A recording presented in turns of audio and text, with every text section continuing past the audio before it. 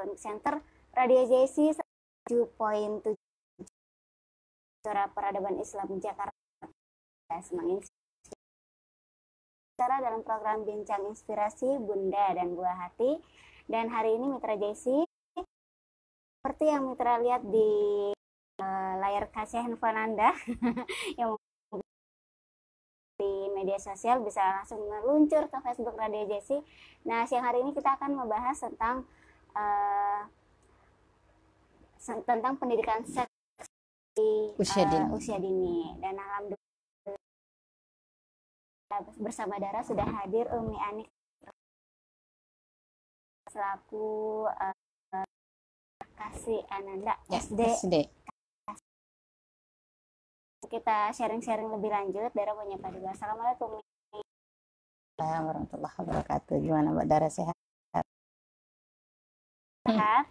Sehat, alhamdulillah. Yang sharing Mitra Jesi, menyapa Mitra Jesi. Assalamualaikum warahmatullahi wabarakatuh. Mitra JC yang dirahmati Allah. Alhamdulillah pada siang hari ini kita masih bisa bersua, yang insya Allah pada kesempatan Allah akan memberikan rahmat kepada kita. Sholawat dan salam mari kita hakat. Dan hal ini tentunya tidak pendidikan yang berkarakter, memiliki keutuhan, kecerdasan spiritual, sosial, kecerdasan intelektual. Nah, pada kesempatan hari ini saya akan membahas pada Dara ya tentang sebuah tema kami sebagai pendidik harus kita bahas. Nah, yang tadi sudah disebutkan oleh Mbak Dara, yaitu pendidikan seks di usia dini, terutama di usia SKC Ananda sangat fokus pembinaan SD.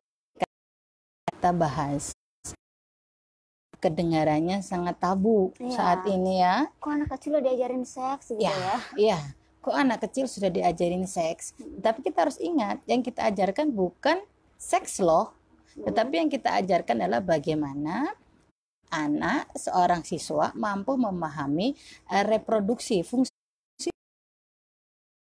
sehingga anak membedakan mana sentuhan biasa saja dengan urusan domestik, urusan medsos ya, yang sangat menyita, atau marketplace gitu, yang sangat urusan dan lain-lain ya, sehingga melupakan bahwa ada sisi yang sangat krusial yang harus diberikan kepada anak-anak, sangat krusial. Nah, yang lebih tepat lagi, jika diberikan oleh orang tuanya, informasi seks ini diberikan oleh orang tuanya, artinya orang tua ini tepat tentang seks itu sendiri dibanding ketika seorang anak memperoleh informasi dari teman-teman, dari orang yang belum kita ketahui kapasitasnya, belum kita ketahui akidahnya, belum kita ketahui bagaimana, apa tujuan mereka, sehingga dikhawatirkan anak-anak mendapatkan pendidikan yang salah seperti itu, Mbak. Jadi tugas orang tua tentunya ya, ini tugas orang tua, tugas para ustadz dan ustadzah, tugas para pembina agama, kepercayaan keyakinannya, karena ini ada yang sangat berat, tugas yang sangat mulia, bagaimana kita mampu mendampingi anak-anak melalui masa-masa pubertasnya, melalui masa-masa di mana dia akan mengalami akil balik. Nah, ini harus bisa kita mendapat dengan ilmu yang memang sesuai dengan kemampuan cara berpikir anak sendiri.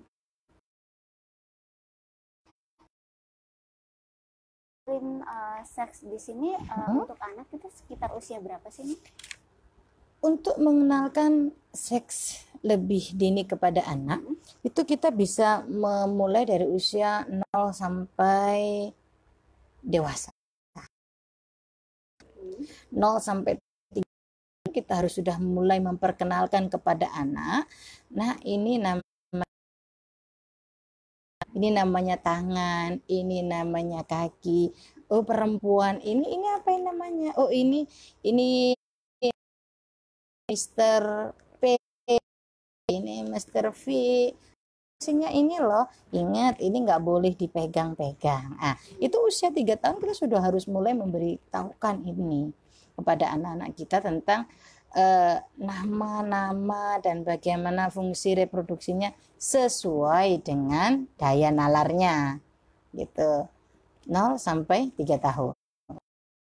Selanjutnya juga masuk kepada usia 4 itu Mbak sudah mulai 4-5 tahun anak ini lebih cenderung kritis kan.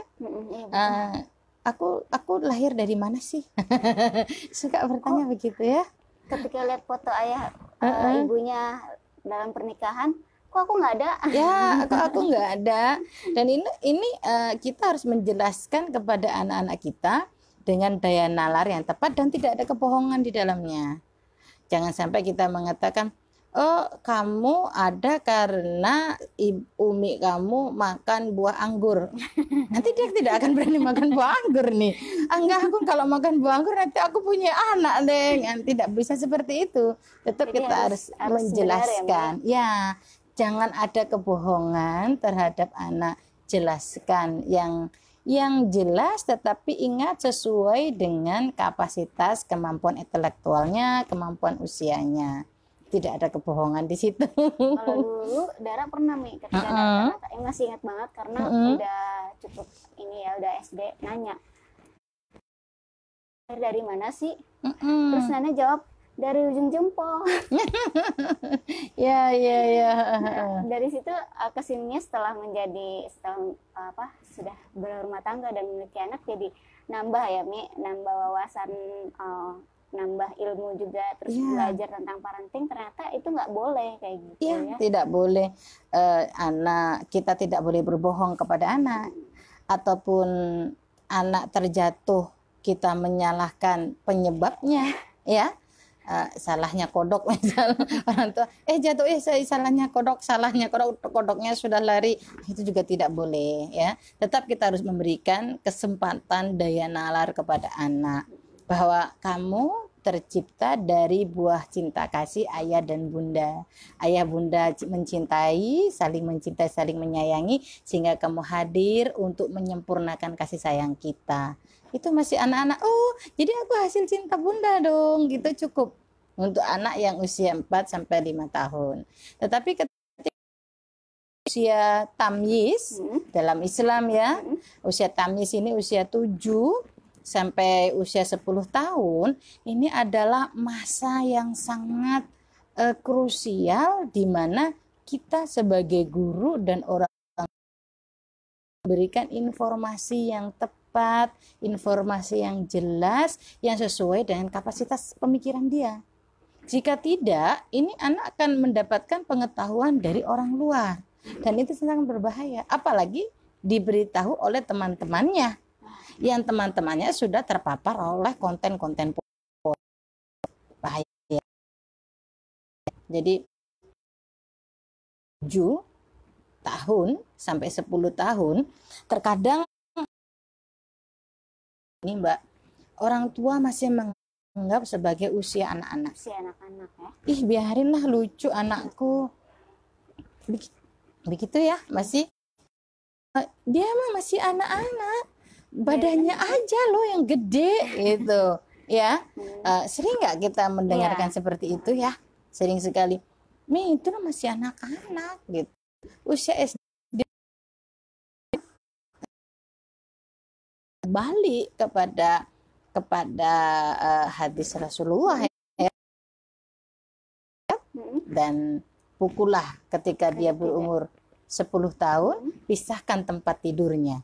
Artinya secara implisit terselip bahwa di usia 7 sampai 10 tahun ini adalah proses sebuah pembelajaran yang pondasi, yang sangat krusial yang diberikan orang tua, guru kepada anaknya. Dan pondasi ini artinya bagaimana? Disitulah kecerdasan intelektual dan anak akan berpikir menjelang menuju dewasa. Nah ini, jadi usia 7 sampai 10 tahun, 10 tahun ini ya ada akil balik. Kenapa sih kok 10 tahun ini akil balik? Nanti kita bahas dulu kenapa kok usia 7 tahun ini menjadi usia yang sangat rentan. Ibu-ibu hari ini mengatakan masih 7 tahun, masih kecil, gitu ya. Tapi 7 tahun ini kalau tidak kita didik dengan tepat, dia akan menjadi bom waktu yang bisa meledak kapan aja. Dari usia 7. Dari usia 7. 7 tahun ini sudah wajib diajari, ya kan? Anak kamu. Artinya sholat itu jam berapa? Subuh itu kita mulai dari jam setengah 5. Saat ini jam 4 lebih ya. Ini kita harus bangunkan anak. Seperti apa? Artinya Allah sudah memberikan pengetahuan. Islam sendiri sudah memberikan edukasi tahun anak ini sudah siap loh untuk. Sebelum 7 tahun sudah dilatih. Ya, sudah ada pelatihan. Dan 7 tahun ini harus sudah siap. 7 tahun ke 10 itu membutuhkan waktu memproses sebuah anak menjadi pembiasaan. Pembiasaan itu adalah sebuah kultur yang jika dia tidak menjalaninya akan merasa kehilangan. Ketika bagaimana seorang guru, seorang orang tua menjadikan kebiasaan yang baik ini bisa kita mulai dari usia 7. Tetapi ketika usia 7 tahun kita hanya menganggap anak saya masih kecil kan, sehingga tidak ada proses pembelajaran di situ, umur 10 tahun akan meledak menjadi bom waktu. Wow, anak saya ternyata sudah seperti ini ya. Anda akan kecolongan. Anda akan kecolongan. Seperti itu, Bu, Mbak ya. Anda akan kecolongan di mana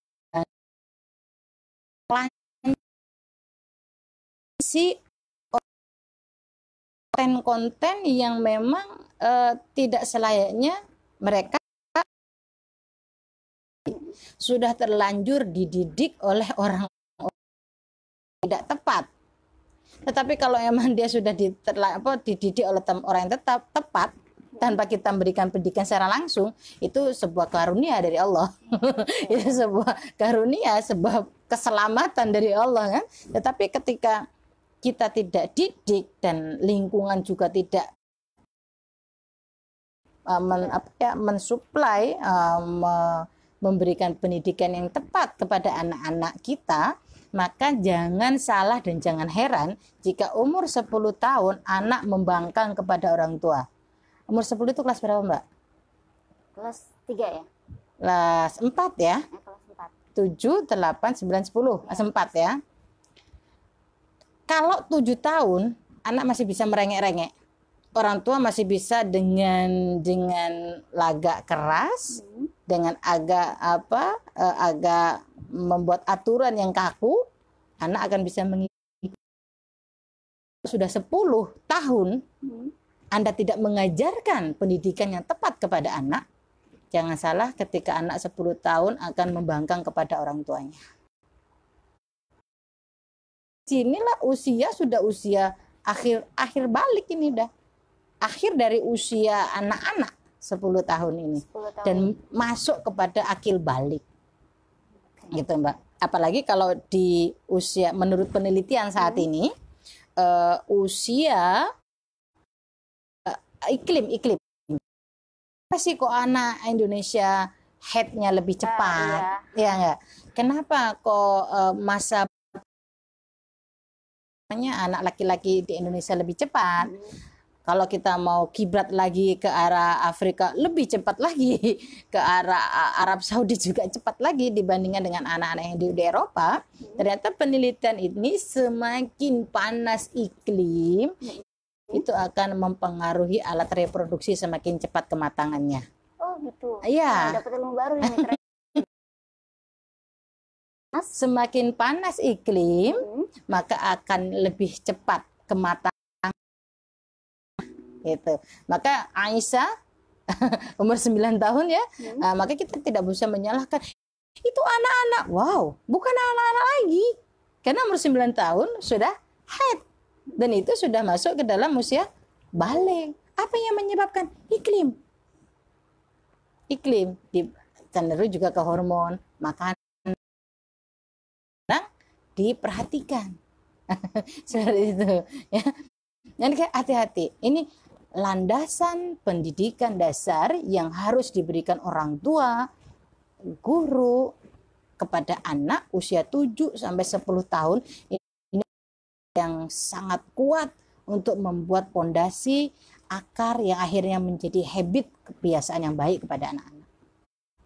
Iya, harus ada kebiasaan ya, Mi. Ya. Harus dimulai, harus dilatih dari kecil, dari betul.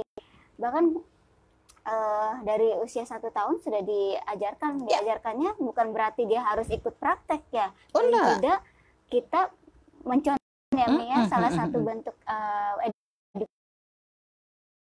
kita bilang tadi kan, seks edukasi itu ada sebagian orang yang menentang pembelajaran ini. Tetapi ketika yang kita ajarkan ini, seks edukasi ini bukan ke dalam prakteknya, tetapi lebih cenderung kepada bagaimana anak ini mampu mengetahui dirinya, mampu mengetahui reproduksinya, mampu mengetahui ini pada pelecehan tidak. Nah, ini harus kita berikan kepada anak-anak. Itu Mbak ya. Ini harus kita berikan dengan tepat dan jangan sampai diajarkan usia 10 baru diajarkan. Pegang lo sininya. Aduh, kenapa sih kamu? Udah terlambat, Bos. Gitu. Baru diajarkan di usia 10 tahun. Saat dia sudah mendapatkan informasi dari berbagai jadi sel-sel betul Mbak. Jadi sel-sel berpikir umur 10 tahun sudah menjelang akil balik loh sebenarnya. Maka orang tua ini jangan sampai terkecoh. Anakku masih kecil. Zaman ini tidak. Justru anak kita lebih dewasa, lebih cepat. Kenapa seperti itu? Karena yang mempercepat ini adalah yang pertama tadi iklim, yang kedua lingkungan, yang ketiga nah, itu. Inilah yang mempercepat kenapa anak cepat memasuki usia gitu, Mbak. Ya, aduh, pokoknya harus ekstra, harus super sebagai orang tua. Betul.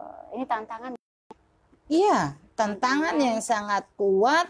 Diperlukan kerjasama yang hebat antara guru, orang tua, dan masyarakat di dalam menghadirkan anak agar tidak terpapar atau tidak melakukan konten positif. Ini perlu kerjasama yang kuat, berat. Maka ketika ada kejadian, selesaikan dengan bersama-sama. Seperti itu. 7 tahun, kembali lagi, saya usia 7 tahun ini usia SD kelas 1. Iya. Ya. Ya, 7 tahun. Mungkin emak biasa. ayah bunda ya mungkin ayah bunda emaknya ini menganggap anakku tahun aduh lucu, aduh kasihan gitu ya. hendaknya kita sudah akidah yang kuat kepada anak-anak kita. Akidah yang kuat bahwa dimanapun Allah pasti melihat. Ini harus pasti kita lakukan ini. Dimanapun kamu berada, kamu harus menyembah kepada Allah. Akidah yang kuat dulu, dimanapun kamu berada. Ya, ini setelah akidah yang kuat, baru kurikulum yang lain. Banyak juga bagaimana kita ini kepada Allah, kepada kitab. Anak umur 7 tahun ini sudah harus diberikan tentang fikih, bagaimana membersihkan air kencingnya. Ini orang tua yang memberikan atau gurunya yang memberikan. Jangan sampai anak mendengarkan atau ngambil dari Google nih, yang sumbernya dari mana. Betul. Ya, jadi ibu muda, ibu harus sudah buku-buku fikih, buku-buku tata cara toharo, bagaimana cara membersihkan reproduksi anak, bagaimana anak mau menjelang haid. Anak haid ini minimal ada di usia 9, artinya 7 tahun sudah keluar kamar mandi, harus sudah memakai baju. Nah seperti itu, handuk paling tidak. Terus kita ajarkan etika-etika sederhana, tetapi kesederhanaan ini akan membawa dampak yang sangat kuat, Mbak. Betul, Mi. Sederhana, secara praktek sih kelihatannya sederhana ya, Mi. Tapi ketika tidak kita menganggap itu hal sepele, maka nggak akan, jangan berharap ketika kita pengen anak kita sehat, tapi ternyata awal udah nggak ngasih ilmu yang tepat, gitu. Tidak memberikan pembelajaran sesuai dengan kebutuhannya. Anak 7 sampai 10 tahun ini haus loh akan kebutuhan itu. Haus loh, sebenarnya apa sih yang terjadi? Kenapa sih kok begini? Keponya tinggi ya, Mi? Keponya sangat. Nah, ini peran orang tua lah yang sangat aktif mendampingi anak. Punya anak-anak ini harus kita kan jawaban yang lugas, yang bohongan. Nih, orang tua nggak boleh bohong, ya, dilarang berbohong kepada anak. Karena itu juga merupakan pembelajaran. Anak akan menilai, wah umiku bohong. Iya, aku punya teman dulu, Mbak, ingat kalau kenapa sih kok bisa hamil? Oh, karena kamu ketukar sandalnya. Kita selepas ke musola, ternyata sandal kita ketukar, nangis gak bisa didiamkan. Kenapa? Sandalku ketukar, aku takut hamil. Ini pendidikan yang salah ini. Ada. Dari mana itu ya? Ya, maka 7 sampai 10 tahun ajarilah anak. Kita sudah umur 10. Iya, ini kan sudah masuk ke akil balik, Mbak. Iya. Di usia 10 tahun ya, Mi? Ya. Apa ya? Sih dengan itu, Mbak, 10 tahun pisahkan anak. Ternyata ketika kita terjemahkan pada kehidupan saat ini, umur 10 tahun ini usia yang sangat rentan sekali, di mana begitu kuat memperoleh penyaluran yang tepat, sehingga ketika penyaluran tepat mereka akan kepada teman-temannya. Contoh sederhana kecil, usia SD biasanya, yuk kita main apa itu namanya, tumpuk-tumpukan. Ya, Ini ada main tumpuk-tumpukan antara sesama anak-anak, mungkin orang tua menganggap wajar. Itu mainan. Cuma sekedar main. Tetapi ketika kita menganggap sunnah, sampai sejauh mana pertemanan anak saya, dengan siapa mereka berteman, apa yang mereka konsumsi di luar kamar pun, kita juga harus sering-sering melihat anak, apa yang dilakukan anak di dalam kamar. Anakku bisa jadi dengan kakak atau adik, mereka melakukan dokteran misal, tetapi di dalam dokter-dokter itu saling memegang alat itu kan kalau tidak kita arahkan dengan benar, nanti akan menimbulkan inces, ya, seks sedarah, itu kan ada. Kali pisahkan tempat tidurnya, pisahkan. Atau awasi dia bermain dengan siapa. Usia 10. Hebat ya.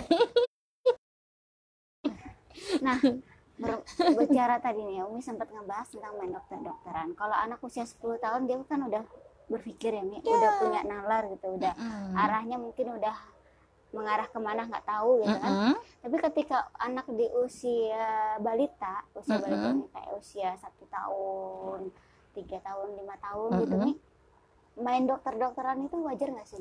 Sebenarnya kayak kita bermain polisi-polisian, atau kita bermain menjadi ibu guru, itu kan bermain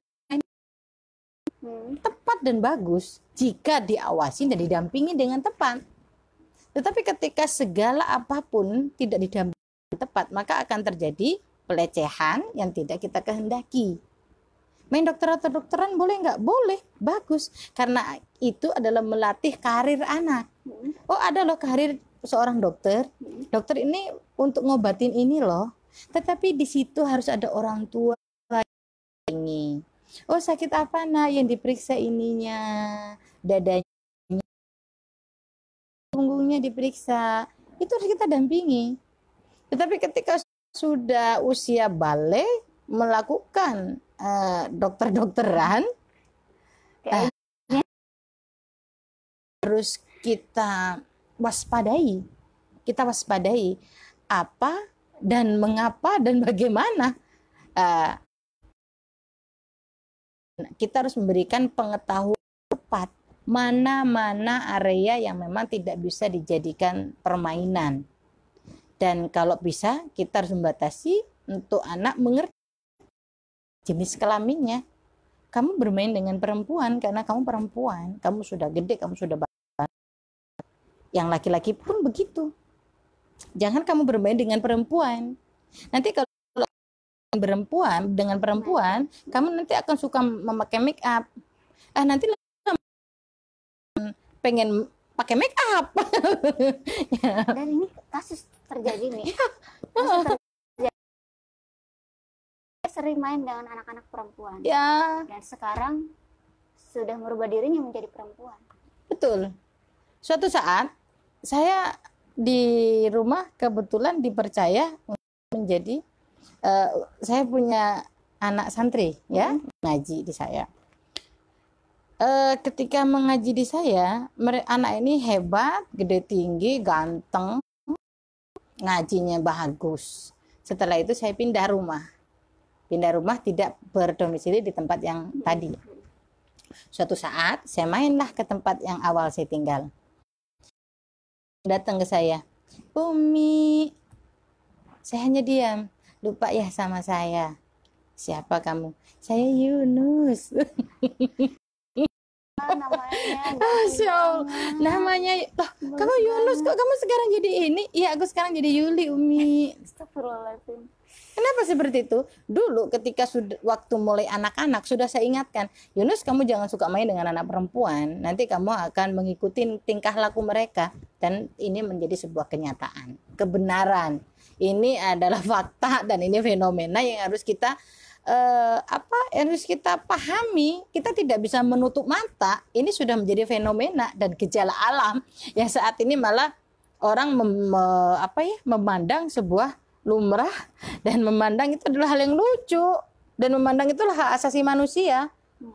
Tetapi padahal itu adalah kesalahan seks yang tidak diluruskan sejak usia anak-anak. Ini kesalahan ini. Dari mana? Orang tua, kesalahan dari lingkungan yang menganggap bahwa itu adalah sebuah kebenaran. Ya, satu yang biasa ya. Yes, itu sebuah yang biasa. Dan hati-hati kalau sudah seperti ini, generasi akan terbentuk lemah.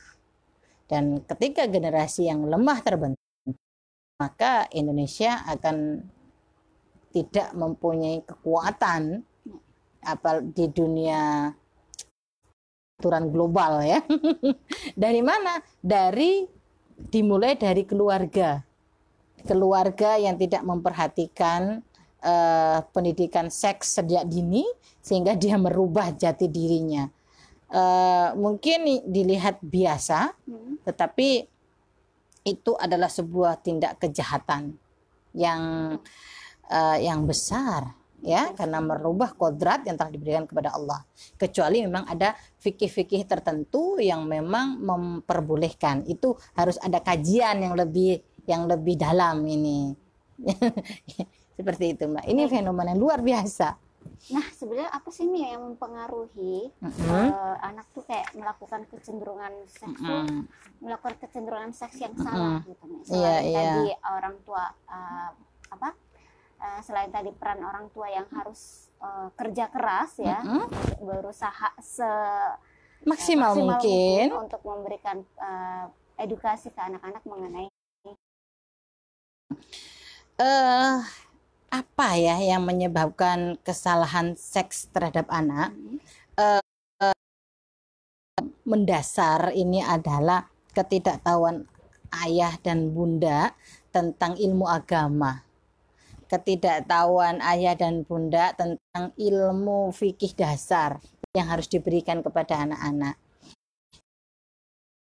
Bunda saat ini menyerahkan segala sesuatunya kepada guru ngajinya, kepada gurunya, sehingga lupa bahwa kewajiban paling utama adalah orang tua.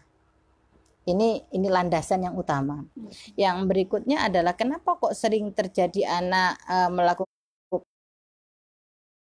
seks yang salah. Ini bisa terjadi karena melihat rangsangan sehari-hari di dalam keluarga.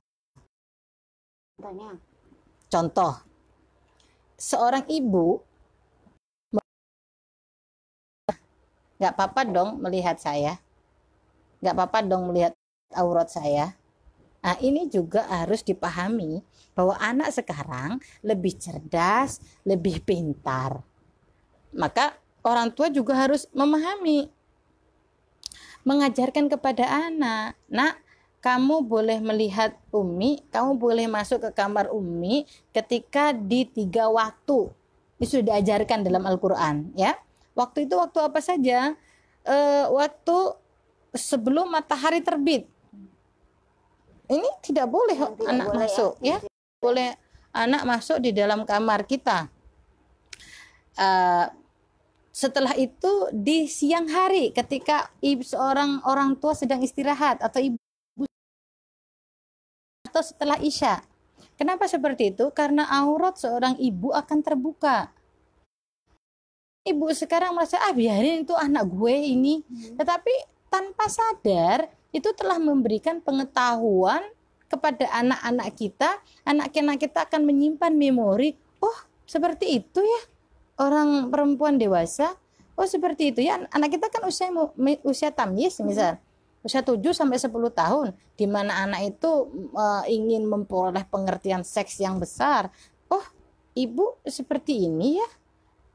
Perempuan itu kalau sudah dewasa berarti dia akan mempunyai buah dada, maka dia memperhatikan, memperhatikan terus, dan akhirnya dia akan lihat kepada perempuan yang lain, oh iya itu begitu.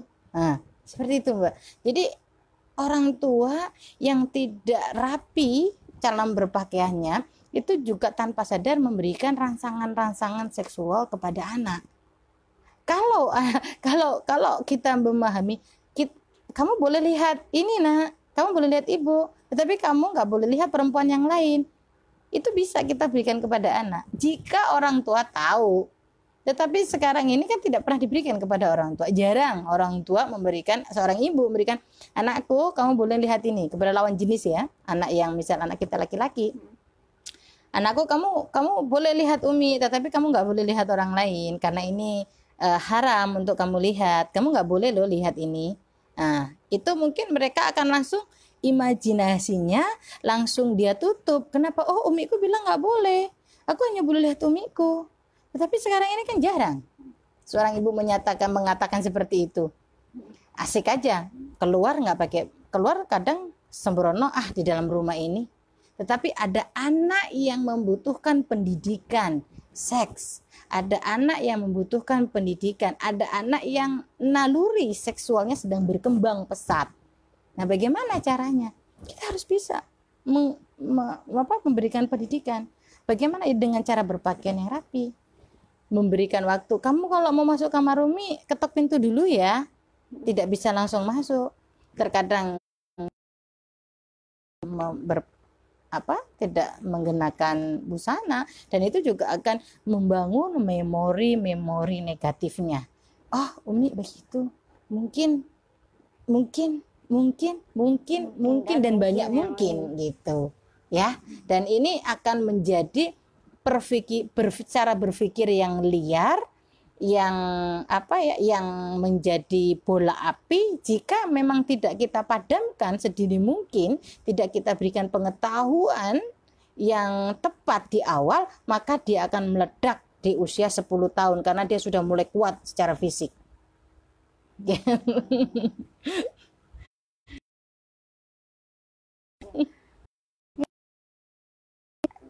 Nambah apalagi buat orang tua yang baru gitu kan, ini penting banget gitu.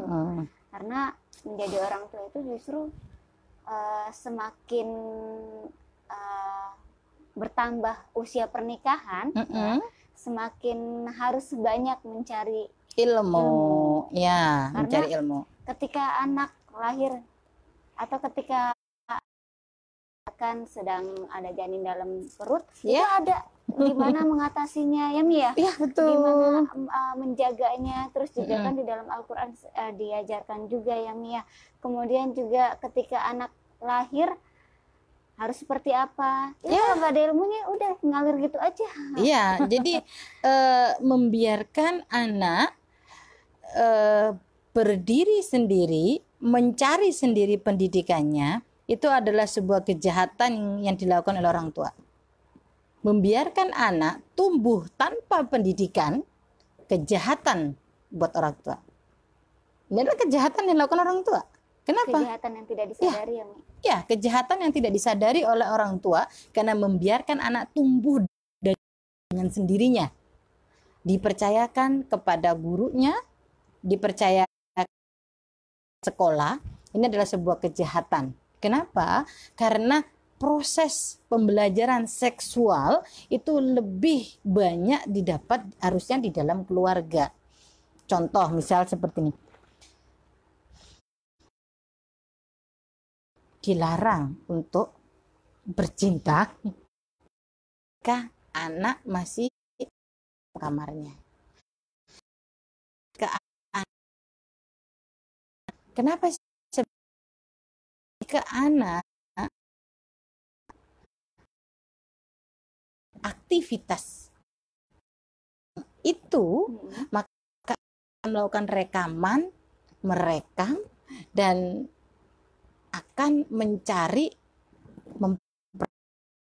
di luar. Kalau sudah dia akan mempraktek someone dengan pacarnya,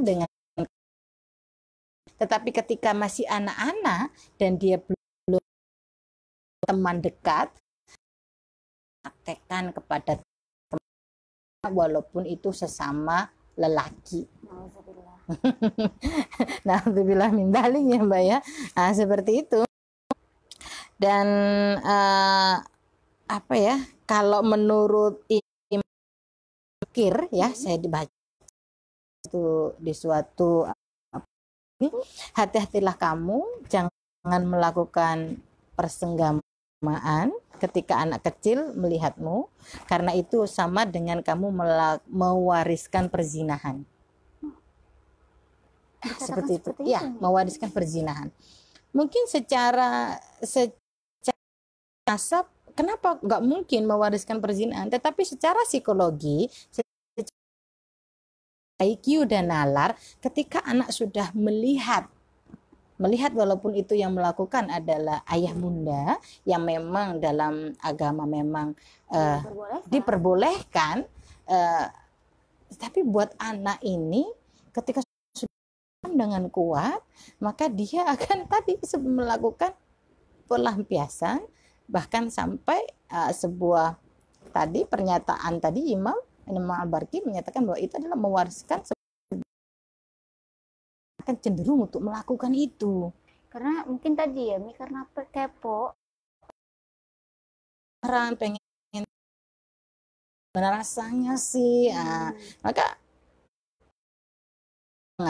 tindakan preventif kita jangan dilakukan ketika anak masih ada di rumah, ketika anak masih bermain di samping-samping kita, jangan dilakukan. Dan berciuman pun harus diatur. Kadang-kadang kita sebagai orang tua, kita kalau ketemu dengan anak yang sudah berumur 7 tahun, 6 tahun, kita anggap masih anak-anak. Salaman tuh sama om, salaman, cium, minta duit misal. Nah, cium itu sudah tidak diperbolehkan. Ketika anak sudah mencapai usia 7 tahun, itu sudah tidak diperbolehkan lawan jenis untuk mencium dirinya. Begitu pula kakaknya, adiknya, jangan diberikan. Adik sama kakaknya itu jangan diberikan, karena memang nanti akan membuat rangsangan-rangsangan yang akhirnya kalau tidak kita bendung dengan tepat akan membuat kesalahan seksual termasuk ini. Nah, begitu pula kepada orang yang memang bukan muhrim kita atau non muhrim. Salaman sana kepada bapak, salaman kepada emas yang memang bukan kakaknya, yang bukan emasnya. Terus emasnya itu mencium. Anak kita sudah kita kasih tindakan preventif. Kamu jangan mau dicium oleh siapapun. Yang boleh menyium kamu umi dan abi. Yang boleh mencium kamu adalah umi dan abu. Setelah itu kamu tidak boleh pada anak-anak kita. Jangan mau dicium. Seperti itu, Bu. Hanya mencium loh ini. Ini mungkin kisah apa ya, maksudnya Dara pernah nyampein juga ke anak gitu. Karena kan waktu awal-awal corona menyebar gitu, kan nggak boleh pegang sembarangan. Ya, betul. Justru Dara, itu islami banget loh. Dara nyampein ke anak. Karena manggilnya kakak manggil karena diajak keluar kan sama abinya. Kalau ketemu sama orang jangan mau dicium, jangan mau dipegang-pegang, apalagi pegang, kan karena pipi dia gemuk ya, cabi gitu ya. Orang kan gemes ya, suka pegang-pegang pipi, jangan mau ya dipegang-pegang pipi. Nah, setelah itu pulang nih ke rumah, dia cerita, belum masuk rumah nih, dia cerita, ininya pegang-pegang sama siapa, sama abah katanya. Abah itu kayak guru ngajinya abinya kan. Oh iya, nggak apa-apa, udah sekarang yuk kita cuci tangan gitu. Itu mungkin hal simple ya, hal simple yang bisa kita sampaikan. Jadi kita harus bisa membuat apa ya, kata-kata quotes ya, quotes yang simple, yang kita bisa sampaikan ke anak, sederhana, simple, tapi itu membuat landasan pijakan buat anak. Kamu jangan mau dipegang ini dan ini. Yang boleh megang ini dan ini adalah umi atau abi atau umi kalau sudah besar anak kita. Yang boleh megang itu cuma, tidak boleh megang kamu. Kamu sudah dewasa. Ya, kalau anak perempuan. walaupun memang masih muhrim, tetapi dalam batasan-batasan ini sudah tidak bisa dipegang. Ceritakan sama Umi, kita harus bersahabat dengan anak-anak kita. Ketika anak kita tuh menjelang usia akil balik, usia 7, 10 dan akil balik, sebelum dia mencapai dewasa kepada menjelang pernikahan, sistem yang kita pakai adalah bagaimana kita bisa menjadi teman buat mereka. Jadi ketika dia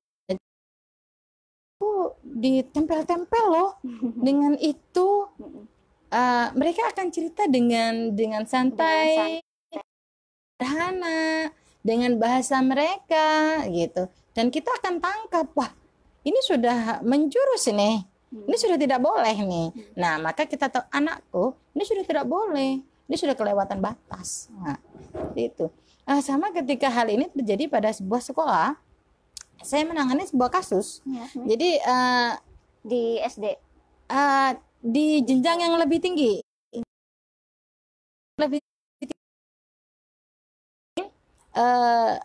dia berteman dengan sahabat 3. Mereka bersahabat, mereka sangat baik, ketemu dengan orang tuanya sering, Bu izin ya saya mau ke sana, saya mau ke sini. Dan kami juga tidak mendeteksi anak ini ada kelainan seks. Kami tidak mendeteksi sama sekali. Karena memang dalam bentuk fisiknya anak ini baik. Anak ini periang dan dia bisa mengikuti schedule pelajaran dengan tepat, mengumpulkan waktu, mengumpulkan tugas-tugas juga mungkin bisa dengan tepat, walaupun memang tidak sempurna ya. Suatu saat ada satu di antara mereka menjelaskan, Bu, Mr. Piku dibeginiin loh oleh si A. Oh ya, benar nggak? Kamu kalau loh, aku bilang seperti itu. Bu, ini benar, Bu. Akhirnya kami panggil anak ini, anak A dan B kami panggil, C kami panggil pula. Ternyata ketika kami panggil, ya mereka tindakan homo, seks, sesama jenisnya antara teman-temannya sendiri. Dan ini anak laki-laki yang cenderung gampang terkena paparan seks porno ini. Seks ini adalah anak-anak laki-laki. Mereka bermain itu di kamar bertiga dan mereka saling bergantian dalam melakukannya, dan mereka bercerita dengan saya. Oke, saya tulis, saya jadiin file, mereka tanda tangan, saya komunikasikan kepada orang tuanya. Kami panggil orang tuanya karena ini ada sensitif sifatnya, kami datengin orang tuanya. Orang tuanya menolak dengan keras bahwa anak saya tidak demikian. Kenapa seperti ini? Tahu, ya? Orang tua tidak tahu. Dan yakin anaknya baik-baik aja. Yakin anaknya baik-baik saja. Anaknya yakin baik-baik saja. Oh, dia di kamar cuma bertiga kok. Di kamar dia juga bercanda-bercanda saja. Tetapi dia lupa apa yang dikonsumsi anak kita di dalam kamar. Apa yang dikonsumsi anak kita bertiga sama lelaki di dalam kamar. Kita wajib waspada, wajib curiga ketika teman sesama lelaki akrab dan berada di dalam kamar. Kita wajib curiga saat ini. Kalau dulu mungkin sesama lelaki main bola. Mainnya di luar ya? Main di luar, main bola. Atau main petak umpet. Betul. Tapi kalau sekarang kita wajib mencurigai dari segala sisi karena ini adalah kebaikan untuk anak-anak kita. Jadi orang tua tidak boleh sepenuhnya percaya kepada anak-anak kita. Tetapi cek kebenaran apa yang dia lakukan, cek kebenaran apa yang dia nyatakan. Orang tua harus pintar, harus cerdas, harus paham apa yang tersirat dan apa yang tersurat. Apa yang tersirat dari anak-anak kita, kita harus paham. Apa yang tersurat dari tingkah laku anak-anak kita harus paham. Dan ini diperlukan pengamatan yang cukup dengan ilmu yang tepat. Ini luar biasa menjadi orang tua ya. Ya, seperti itu. Bukan hanya sekedar membesarkan, Mitra Jesi. Ya, jadi tidak bisa cuma ngasih makan saja, tetapi suplemen rohani itu jauh lebih besar dibanding suplemen fisik. suplemen jasmani. Suplemen ruhani jauh lebih besar, karena ruhani ini akan merusak mental dan akar-akarnya, bisa merusak dunianya dan akhiratnya. Tetapi kalau cuma jasmani saja itu gampang, sakit diobatin selesai. Tetapi kalau anak sudah kecanduan pornografi, sudah melakukan tindakan homo, sudah terkena sodomi, ini memerlukan perawatan yang sangat intens dan memerlukan pemulihan yang sangat lama sehingga anak bisa tumbuh hidup normal kembali. Karena menyisakan trauma mungkin ya. Yes. Dan ini mungkin hampir sama dengan kasus narkoba. Yes. Pandu. Ya.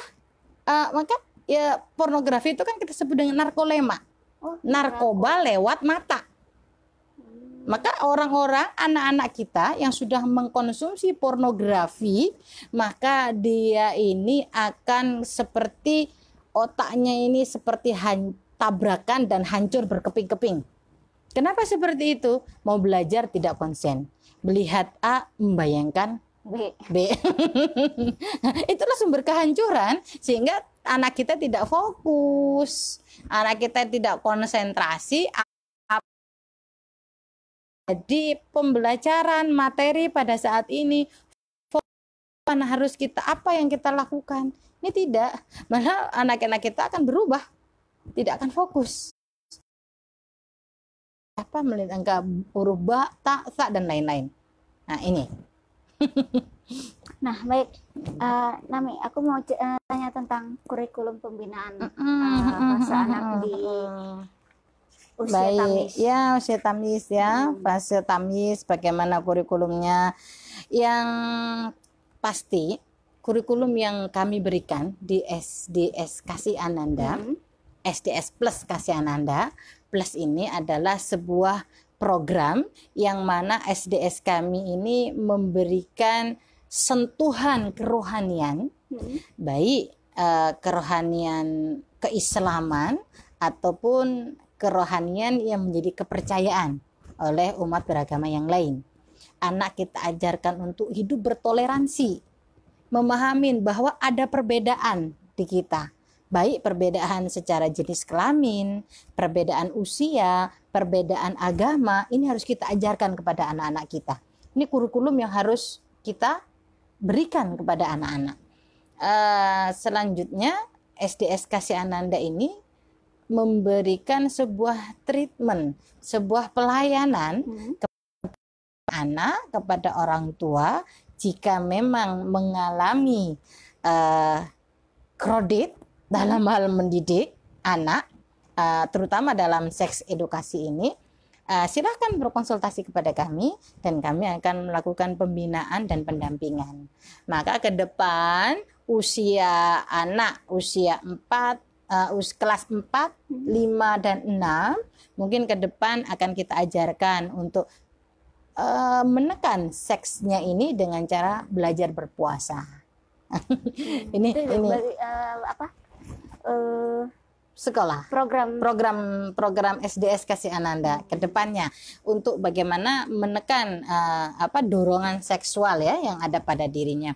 Selanjutnya sebagai orang tua, kurikulum kan kembali lagi orang tua harus benar-benar memahami ilmu fikih, ilmu cara bertoharo, ajarkan kepada anak-anak balik, sebelum usia balik sudah diajarkan kamu tutup aurat, tundukkan pandangan.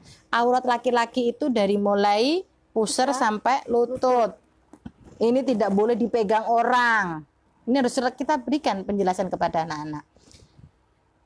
Orang tua pun di dalam memberikan pakaian jangan dianggap oh ini cakep, ini lucu. Pakai bajunya yang ya, pakai baju ketek lucu, jangan. Tetapi ajarkan sedini mungkin anak untuk menutup auratnya. Umur 7 sudah diajarkan, nak, pakai kerudung ya, pakai baju panjang ya. Kita harus panas dong Mi, kan kita udaranya begini. apa sih? Kita tinggal pilih kainnya seperti apa, seperti itu. Teknik itu kan. Tetapi yang paling fundamental adalah bagaimana orang tua ini mengajarkan menutup aurat terhadap anak-anaknya. Ini adalah kurikulum yang tanpa kita sadari mama-mama muda ini lepas dari kurikulum menutup aurat. Anak-anak apa ya, kayak dianggap biasa, lucu, cantik. Apalagi yang model tutu-tutu itu ya kan? Anak dianggap cantik ya. Jadi pakaian harus kita berikan dan kita harus dekatkan kepada kitab. Kita harus dekatkan kepada ilmu agama. Kita harus dekatkan kepada kita pilihkan anak-anaknya. Anak-anak teman kita, anak-anak siapa saja yang bisa menjadi teman anak-anak kita. Kita pilihkan. Nak, kamu main sama dia. Kamu nggak usah main sama dia ya. Karena itu boleh nih kayak gitu.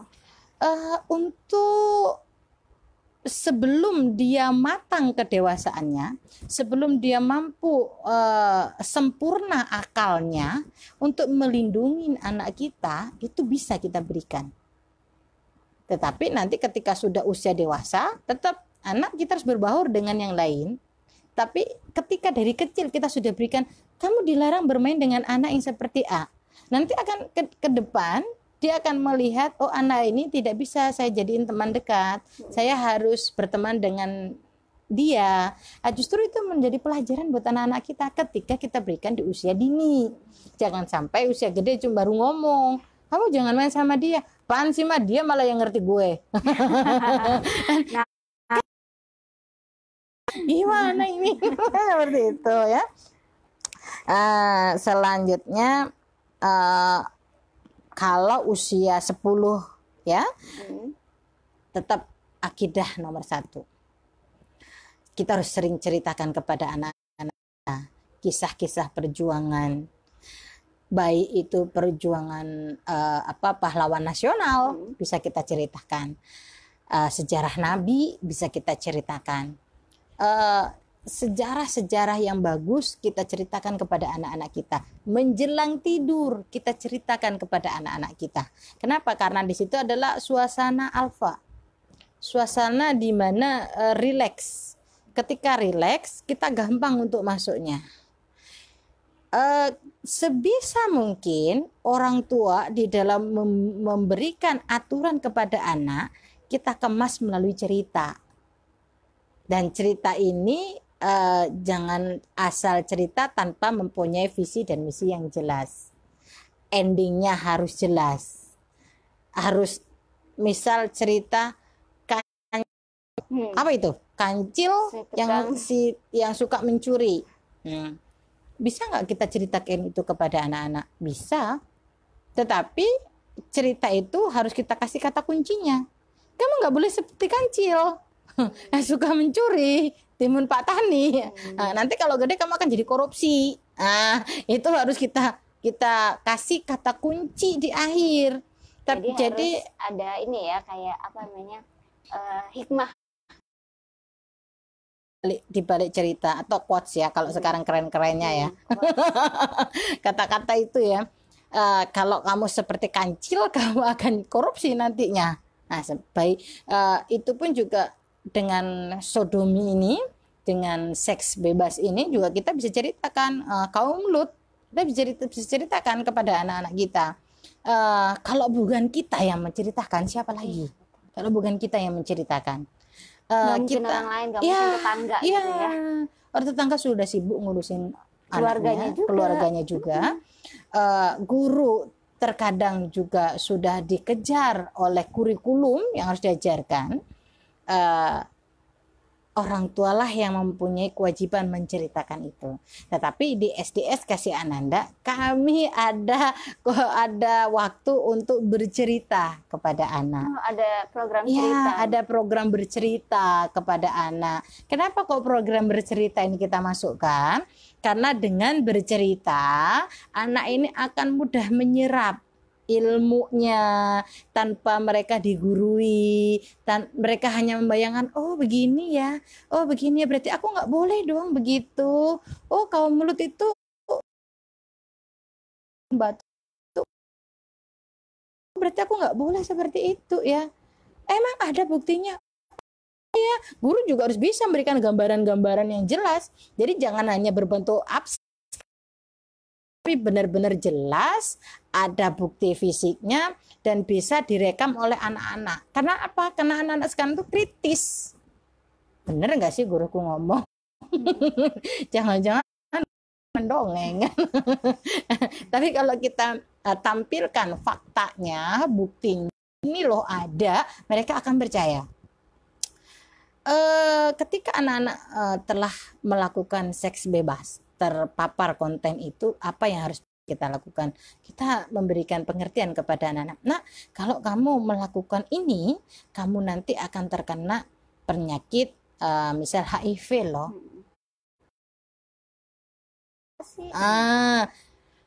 Pokoknya HIV. Pokoknya HIV itu bahaya. Itu bahaya, pokoknya jangan. Kalau kamu sedang jangan. Nah, itu nggak bisa. Anak sekarang kritis. Kalau dulu zamannya kita, ya kita berarti udah tua ya. Zaman dulu darah kecil masih bisa dikatakan, pokoknya nggak boleh, udah nurut aja. Tapi milenial tuh kalau dilarang, dia akan semakin kepo, cari tahu. Kakak ada quotes lagi ya. Hanya dilanggar. Aturan itu dibuat untuk dilanggar. Aturan dibuat untuk dilanggar. Semakin sering kita mengajak, semakin sering kita ditolak kan gitu. Nah, itu ya. Jadi kata-kata itu ringan, tetapi sebenarnya itu padat gitu. Yang membuat quotes itu cantik, itu pintar itu dia. Itu Mbak ya. Jadi kata yang bukti-bukti yang disertai dengan fisik yang benar kepada anak-anak kita untuk melakukan tidak kepada sesuatu yang memang akan melecehkan dirinya. Tapi jika kita tidak tepat dalam memberi,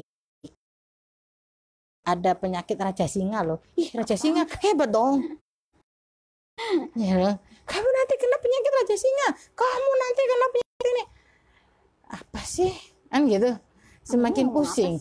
Iya, ngomong apa sih? Kan gitu. Ada penyakit raja singa, ya kita harus berikan kena penyakitnya, kamu nanti akan seperti ini. Herpes akan seperti ini loh fisiknya. Dari segi fisik dampaknya. Tapi bagaimana dengan nanti psikologi kamu, perasaan kamu bagaimana nanti?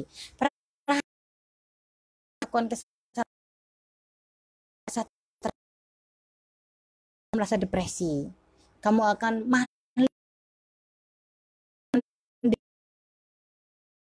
nah, itu juga akan harus sering-sering diberikan kepada anak-anak kita.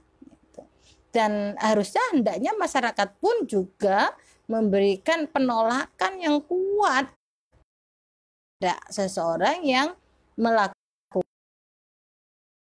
seksual. Hamil di luar nikah itu kan kejahatan seksual. Tetapi sekarang menjadi sebuah kewajaran, lumrah, sesuatu yang terus kita memberikan nasihat gitu ya, atau memberikan masukan, mereka sudah bilang udah sih nggak usah ngurusin orang, nggak usah urusan keluarga orang sih Mi. Iya, padahal dibutuhkan kerjasama yang kuat antara orang tua, anak. Saat ini kan anak belajar di rumah nih. Guru itu sedikit, ya. Paling guru memberikan soal, oh nggak apa-apa kok kalau nggak gitu nggak nikah.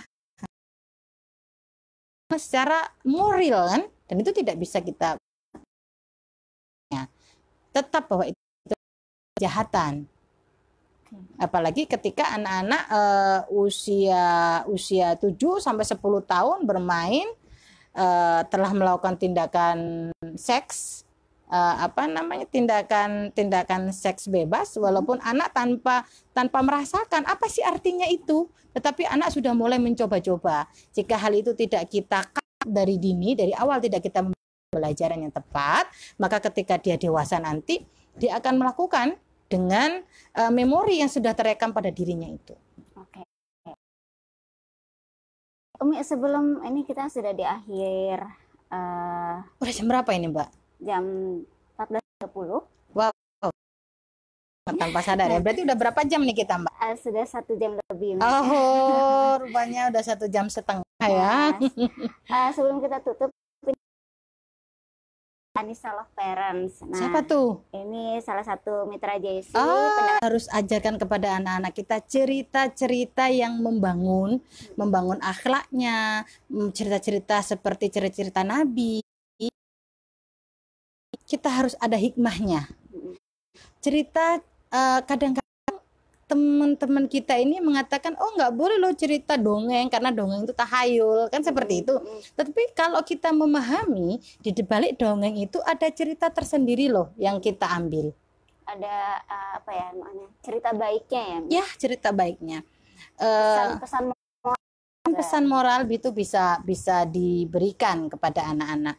Contoh misal saya punya cerita, misal ada seorang ini contohnya, saya pernah, kalau nggak salah ini Mbak ya, cerita ini saya ceritakan ada Nabi Sulaiman, kalau nggak salah, kalau salah minta tolong ditegur ya, nanti dicari sendiri.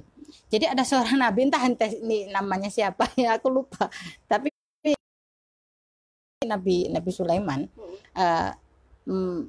ingin memberikan jamuan kepada seluruh makhluk yang ada di dunia ini, termasuk makhluk yang ada di laut. Aku akan berikan jamuan. Lantas Allah bilang, enggak, kamu akan bisa, kamu akan kuat, karena yang memberikan rezeki itu adalah aku. Aku akan berikan. Aku akan jamu kepada mereka seluruhnya. Ya, dijamu itu Nabi Sulaiman. Mbok dijamu semuanya, dikeluarkan semua, makan seret. Hanya mengeluarkan satu makhluknya yang keluar dari laut, habis itu seluruh makanan. Cerita singkat, padat, tetapi maknanya sangat luas. Nah, cerita ini bisa kita berikan kepada anak-anak kita. Sambil kita ayun, sambil kita temenin, sambil kita cerita. Kalau bisa bukunya, buku-buku bercerita.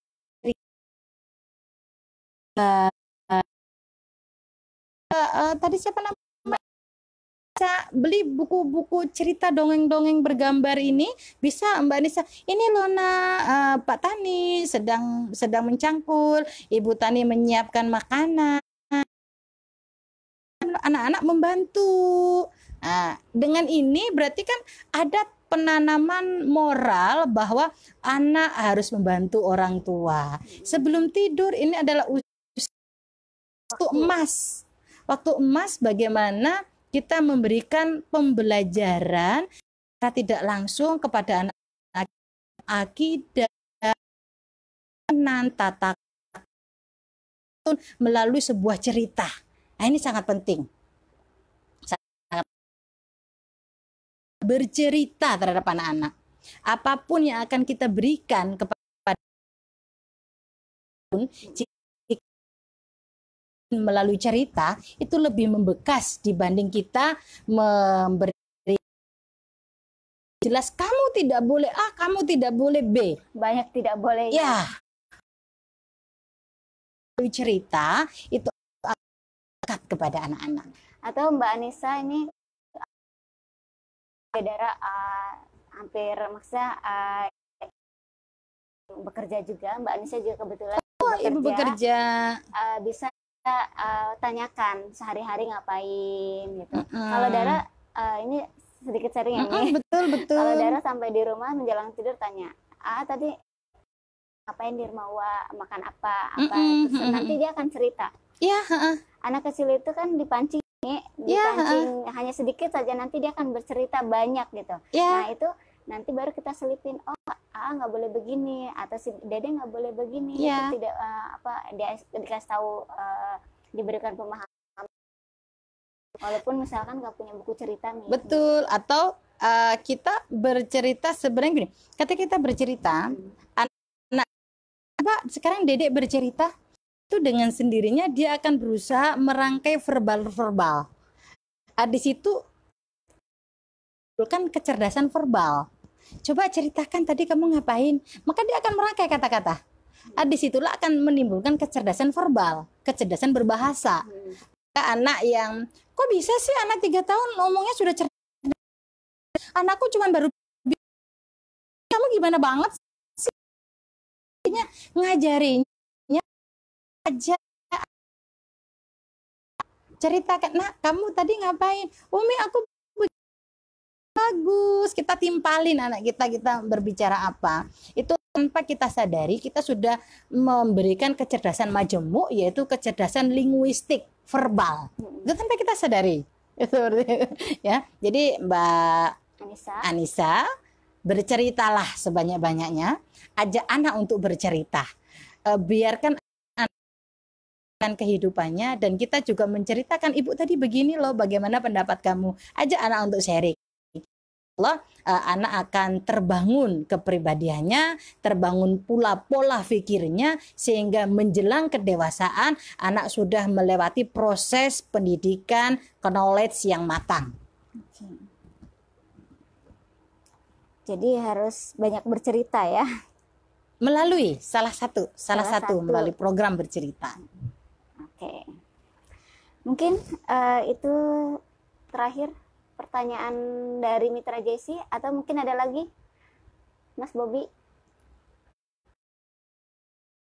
Mitra Jesi, kita sudah di menit ke-36, terlepas dari pukul 14 waktu Indonesia Barat, artinya kita sudah di penghujung acara. Pukul berapa, Mbak? Di menit ke-36 terlepas waktu. Masya Allah, iya, tanpa sadar ya, lama sekali ternyata. Perasaan masih ingin bercerita ya? Ya, masih banyak yang harus dibahas, karena pembahasan ini adalah pembahasan yang tidak pernah habis. Iya, betul. Pembahasan yang harus selalu dibahas dan selalu dimengerti oleh ayah bunda. Nah, mungkin sebelum kita tutup,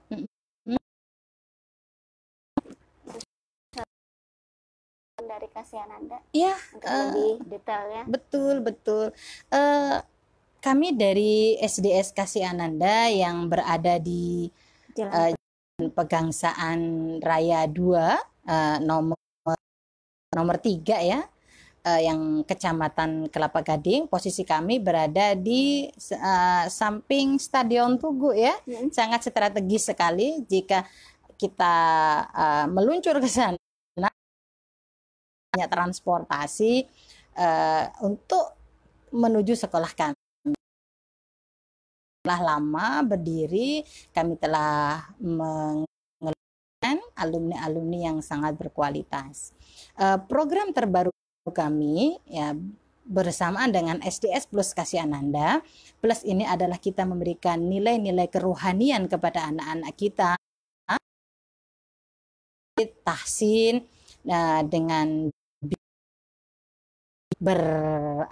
yang mudah, biaya yang tidak mahal, biaya yang sangat terjangkau, tetapi kualitas berkilau. Apa itu berkilaunya? Kualitas berkilau ini adalah program-program yang kami hadirkan, adalah program-program di mana sangat menyentuh kerohanian anak, bagaimana anak juga memahami posisi dirinya, karakter dirinya. Anak pula akan memahami, kita memberikan pembelajaran seperti tahfidz, tahsin, kerohanian, dan lain-lainnya. Kita juga mempunyai lab komputer, ada lab IPA, dan banyak lagi fasilitas-fasilitas yang kita berikan kepada putra-putri tercinta kita. Maka adanya fenomena yang ada, maka SDS Kasih Ananda memberikan pendampingan kepada untuk menyekolahkan anaknya ke kami. Jika memang anak-anak ini ada yang Bu, alami trauma, silahkan menghubungi kami tergabung di SDS Kasih Ananda.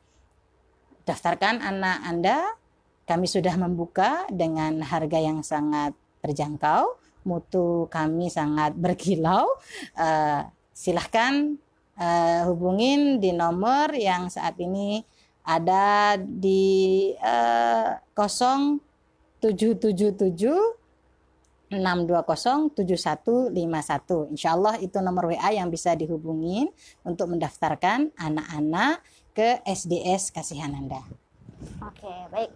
Itu Mitra Jesi tentang program-program yang ada di SDS Kasih Ananda. Nah, Mitra Jesi yang ingin mendaftarkan anaknya di sekolah SDS Kasih Ananda, Mitra Jesi bisa langsung datang ke SDS Kasih Ananda yang berada di Jalan Pegangsaan, ya, Pegangsaan 2. Dan kalau misalkan Mitra Jesi dari Semper, ya, Bundaran Semper, Mitra Jesi bisa ambil jalur 07, betul Umi?